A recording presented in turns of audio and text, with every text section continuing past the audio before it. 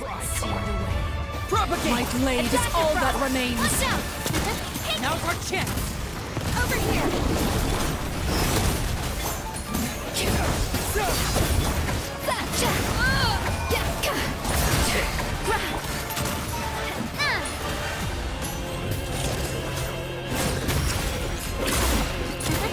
Propagate! Watch out for Father's movements! Look out!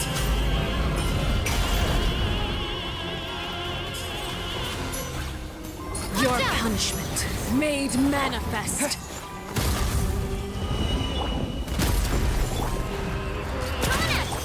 Let's go!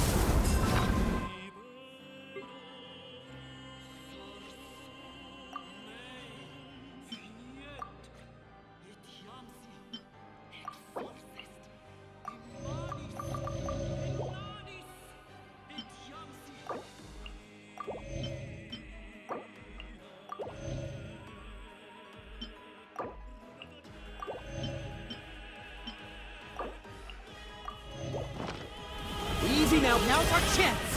Over here!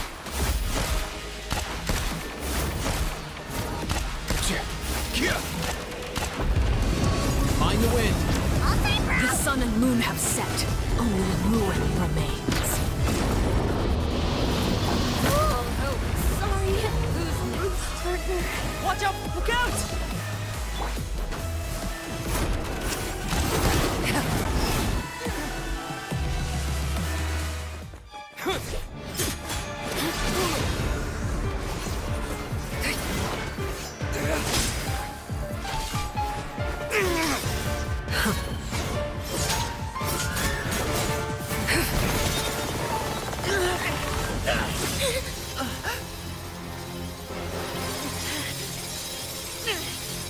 You should know better than to crowd in one place.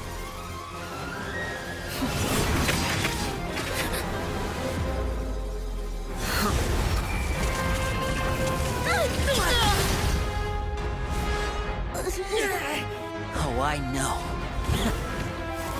Now! I'm sorry, Father!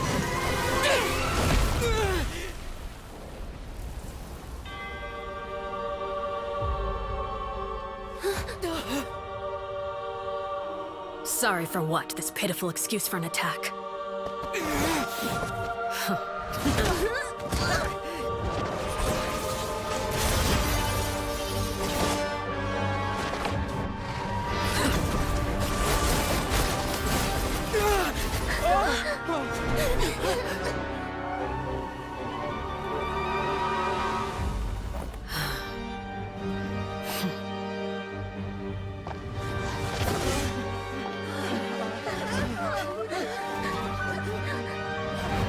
Father, no!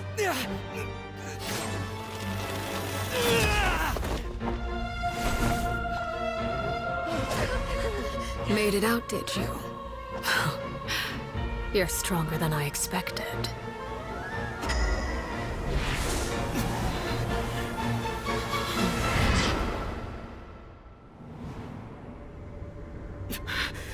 A crimson moon? I can't move.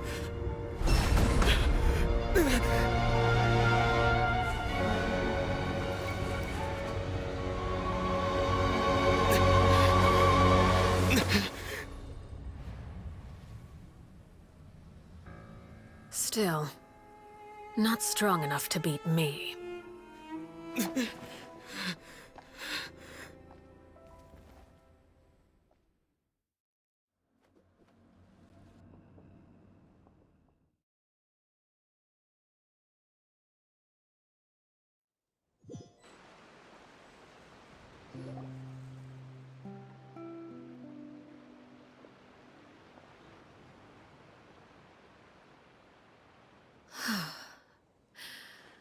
I believe we can end things here. It's not often that we get to enjoy the company of guests, after all. We wouldn't want things to get too out of hand. Brother, are you all right? Lenny, given that I am the victor of this duel, as agreed, the punishment stands. No,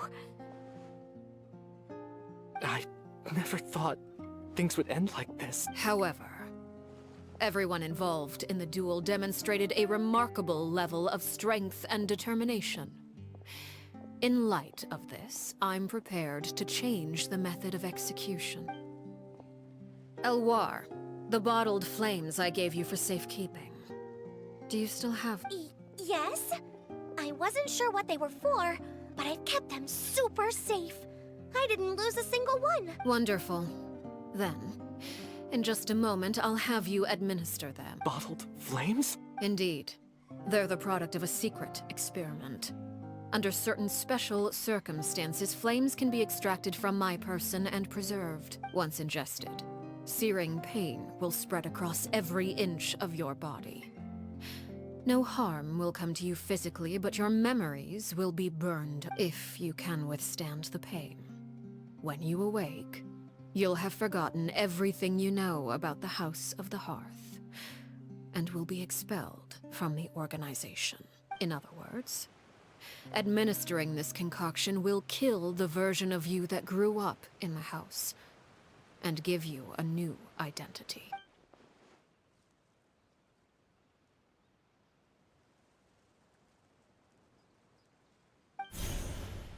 Memory is a mysterious thing indeed.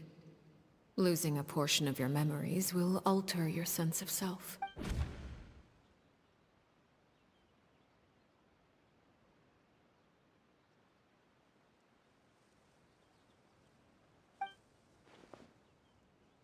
So, you're just letting us go, Father? You misunderstand. Memories are extremely important. Once consumed by flame, the version of you standing before me will die, and our secrets will die with you.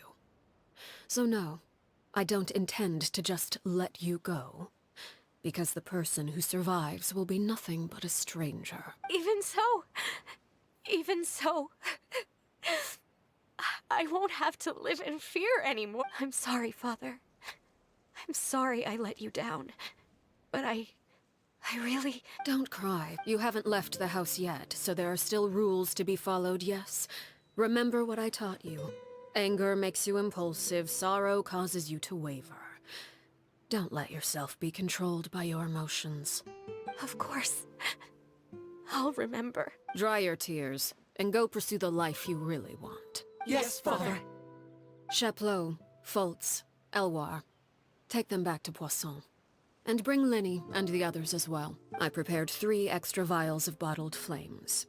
As for whether to take them, the choice is yours. Goodbye, children. The next time we meet, I will no longer be your father. Thank you for all you've done for the house. I hope you have bright futures ahead of you.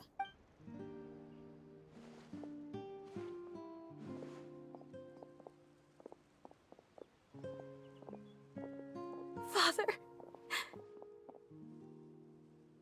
Let's go.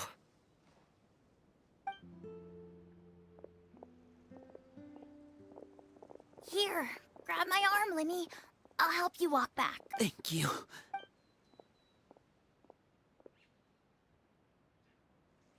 Clairvy.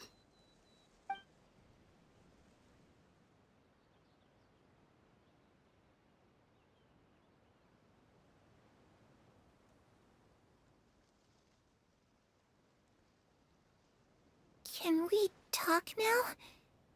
I've been waiting for a super long time. You really are Perry, aren't you? I haven't seen you in so long. How come you're all grown up? Wait, did I somehow travel to the future on accident? Or am I dreaming? What a long dream. Neither. You died, Clairvy. That's what happened. You could have at least sugarcoated it a little. Look, she's so speechless. Oh. Okay, then. Huh? That's it? You accepted it just like that? Yep. If that's what Perry says happened, then I believe her. Perry wouldn't lie to me. Plus, I don't really need to know why I'm like this. I'm more curious about what happens in the future. If you're a harbinger now, Perry, that means Mother is gone, isn't she? Can you tell me about it? I want to know what happened to her. And to me. You never stopped trying to defy fate. At first, no one believed you. You could only vent your frustrations to the moon. In fact, you often sought comfort in the night sky. You wanted to see the aurora, so one night we promised each other we would go to Snezhnaya to see it together. Later on, you tried to run away, but you were brought back each time. Mother spared your life, but it wasn't out of kindness. Instead, she decided to make an example of you by slowly torturing you over time. That way, the other children would know what happens to traitors. Still, you never gave up. Mother hoped that through ruthless duel after ruthless duel, she would be able to crown an ultimate victor among the children she raised. But you called on everyone to unite, to fight to a draw in order to reduce casualties. Your efforts may have only delayed the inevitable, but still. You gave them hope. You tried everything you could think of, but every attempt ended in failure. Still, you never turned your sword on Crucibina, and you never turned it on me. On that gloomy day, you told me, for the last 16 years of my life, I've done everything I can to fight for freedom. But now, I realize that the only freedom I truly possess is the freedom to choose to die. I never imagined I would say something like that. I must have been feeling really worn down, but somehow, I still think I understand. According to Mother's plan, only one of us was going to make it until the end. And I always hoped that person would be you. If I could do it all over again, I still don't think I would make a different choice. Even when I first met you, I knew you'd be able to do what I couldn't. Is that so? Even now, I'm not sure I truly understand what kind of freedom you were trying to pursue. But as the head of the House of the Hearth, and as the children's father, I've tried to give them the most basic of freedoms. The freedom to choose their own fate. It's something I discussed with the Eudex of Fontaine. The children who want to leave the house will have their memories wiped clean of all secrets pertaining to the organization. In return, they will be allowed to live a normal life in Fontaine without being prosecuted for their past. Of course, I won't simply hand freedom to them on a silver platter. They have to fight for it and prove themselves worthy of it. Only freedom that is earned has true value. That's more than enough. That's exactly the kind of life I was fighting for. You know, Perry, I think you're a pretty amazing king. And a really great father, too. I'm really happy that you're the one who took over the house. I guess I do have one regret, though. I still haven't seen the outside world. Well, it just so happens that our dear guests over here have been to many nations and traveled to countless places. Perhaps they would be willing to tell you what the outside world is like. Really? Of course! We've traveled all over the place. We've got so many stories, we could probably talk your ears off for 3 days straight.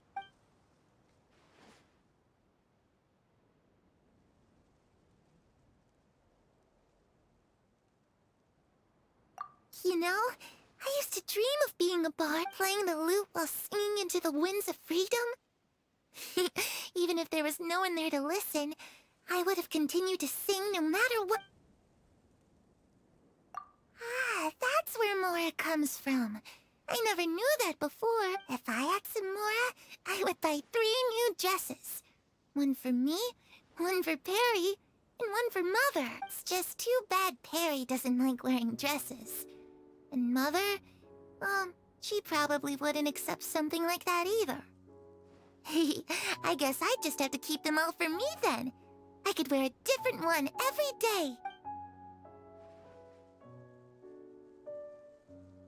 Those yokai you mentioned, what do they look like? I once saw a drawing of this one guy with horns on his head and a super scary face. Are there any yokai like that? Oh, sounds like you're talking about an Oni.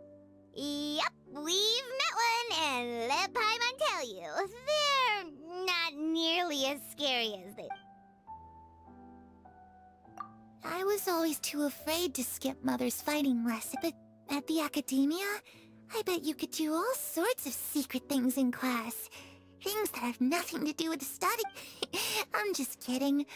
Being able to study whatever you want without having to fear for your life actually sounds pretty great.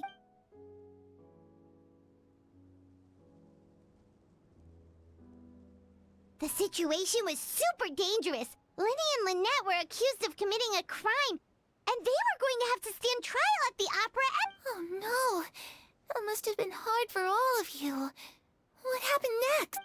Don't worry, we were able to turn the situation around super quickly. All thanks to Detective Paimon, of course. How'd you do that? Come on, tell me. Ahem. Okay, so it was like this. After the failed magic show, we rushed to the scene.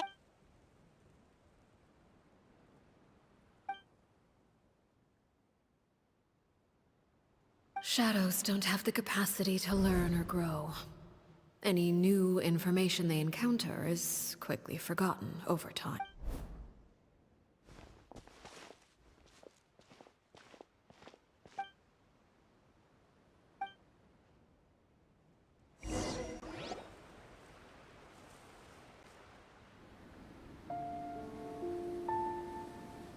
Clairvy, you've worked tirelessly from the shadows to overthrow the House of the Hearth.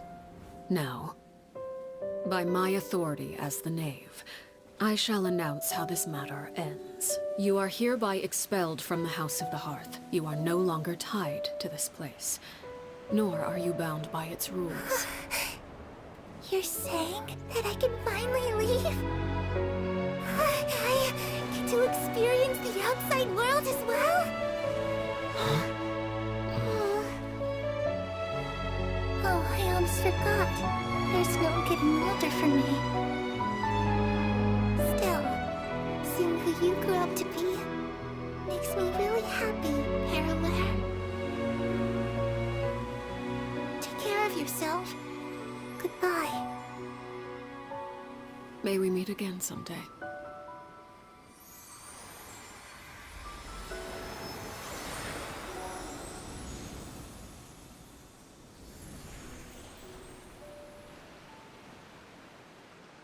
Clairvy. She left so soon. Paimon didn't even get to finish. I also have certain sentiments left unsaid. I wanted to tell her that the aurora I saw in Snezhnaya was just as beautiful as the ones in the pictures, but a shadow's memories reset at dawn. Had we delayed any longer, we wouldn't have had the time to say goodbye. Whatever regrets may linger, let them be lost to the coming of a new day. Father? It's Linny! Hey, Linny!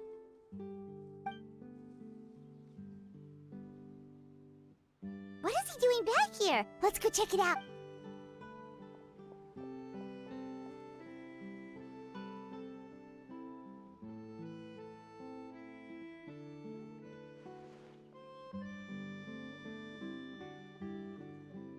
Father, the bottled flames have been administered. Filio and the others have left the house. And you? What have you decided? Thank you for giving us that choice, Father. But we never wanted to leave the house. It's the only home we've ever known. Lynette and Fremine feel the same way. They're recuperating back at the Hotel Bouffe d'été. But I decided to come back and tell you where we stood. I'm sure you're well aware of the expectations I have for you. I want you to follow in my footsteps and become the next king of the house. Yet you seem to have different ideas, I must admit. I'm rather surprised by your decision to stay. There's nothing wrong with choosing to live a quiet life. Leading this organization is a heavy responsibility.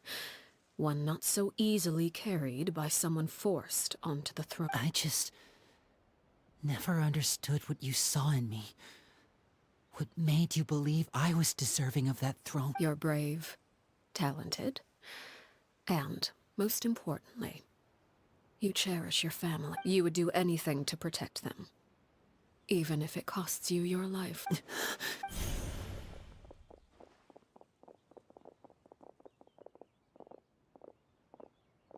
Speaking up back there was so brave of you, Linny. It's all thanks to you that we were able to convince Father to back down. You're a hero, Linny. Hero. Father is the real hero. Had Father gone all out during the duel, there's no way I would have walked away with my life. She must have had it all planned from the beginning, from the very moment she suggested a duel. I'm not deserving of that title. I'm not strong enough or smart enough. You're wrong. In my opinion, all you need to be deserving of the throne is conviction and the necessary strength to act on it. We may have different ideas of what it means to be a family, but you can hardly be said to lack conviction. What you truly lack is strength. For someone of your talent, though, that's something that will come with time. Even without that strength, you still chose to face me in a duel, even though the odds were stacked against you. That capacity to honor your convictions is what I truly see in you. Father. No one knows what the future holds, what tragedy or triumph may be in store. Being at the head of this organization requires the strength of will to face whatever comes. Caution will only hold you back. If reaching a certain standard were required to go after what you want, I would never have succeeded in killing my predecessor.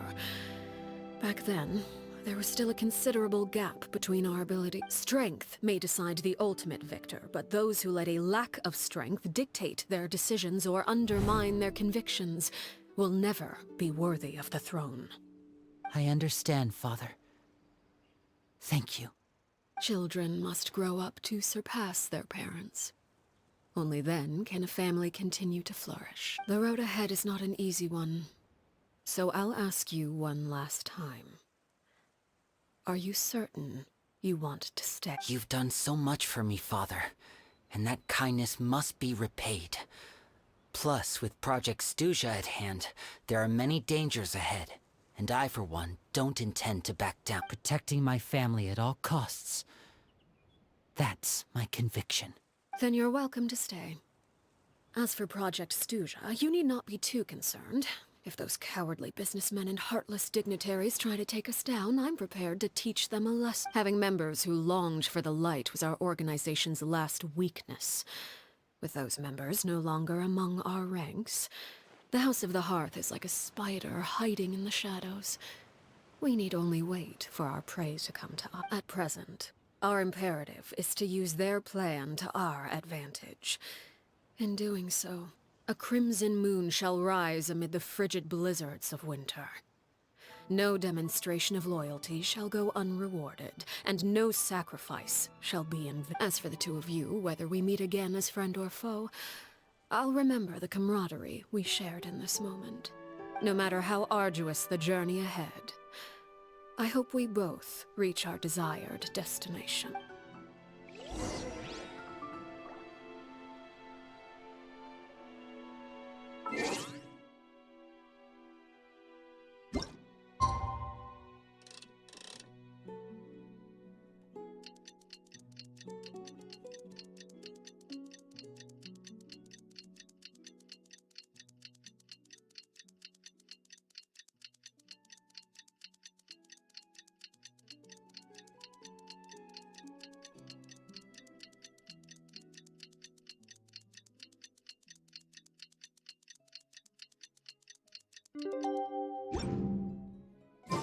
Huh?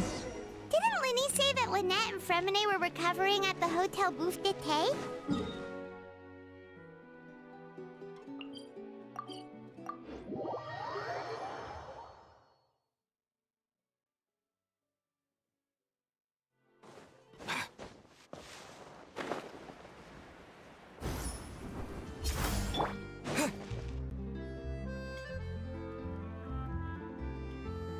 Lynette?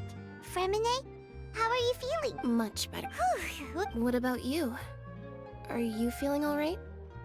I knew you'd come out unscathed. Us, on the other hand, well, we've been bedridden for 2 days. I couldn't even turn over. Oh, And I wanted to ask, is Clairvy... Linny and the other members have left Poisson and returned to the House of the Hearth. According to him, there haven't been any more sightings of a spirit roaming the house. I see. I'm glad. Father came to check up on us 2 days ago and told us about what happened with Crucibina and Clairvy. Actually, I've met Crucibina before. Wait, what? You've met the former knave? Crucibina died a year after Clairvy. It was during the year between their deaths that I joined the House of the Hearth. Crucibina had an extremely cruel and radical way of doing things. While she was alive, the atmosphere in the house was suffocating. When I joined, though, the experiment she valued so much had already come to an end, and all the people involved, dead and injured alike, were gone. Crucibina never talked about the past with us newcomers. A couple of months after I joined, Father killed Crucibina and burned all her files.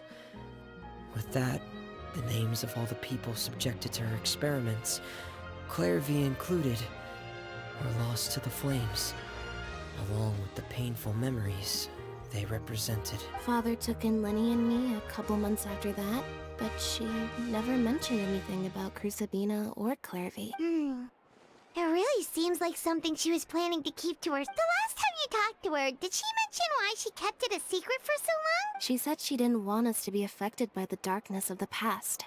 She was worried we'd develop a false sense of gratitude towards her if we knew about it. The foundation of a family should be free of any corrupting influence. Whatever happened in the past, it has nothing to do with who we are now. And that's what Father told us in the end. But I still thanked her for everything.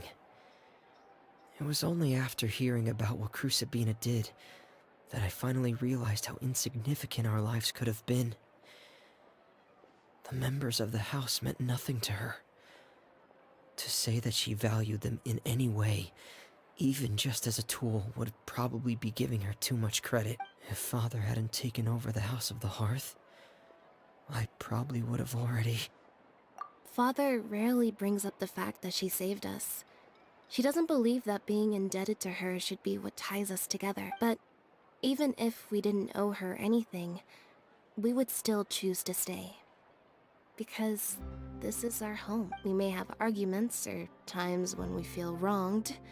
Some people may even choose to leave. But as long as Father is here, we will always have... Whether the path before us is bathed in sunlight or shrouded in shadow, we'll follow Father wherever she chooses to go. So I wanted to say thank you for helping us make it through this crisis. Without your help, we could have lost a lot more along the way. Oh, we didn't do anything, really. Of course. You're welcome anytime. Are Filial and Nantoy okay? I actually saw them at a cafe this morning. They didn't recognize me. From what I could tell, they were drinking coffee and talking about one of the operas that started running recently. They seemed happy. If I had to take a guess, I would say they finally found the kind of life they always wished for.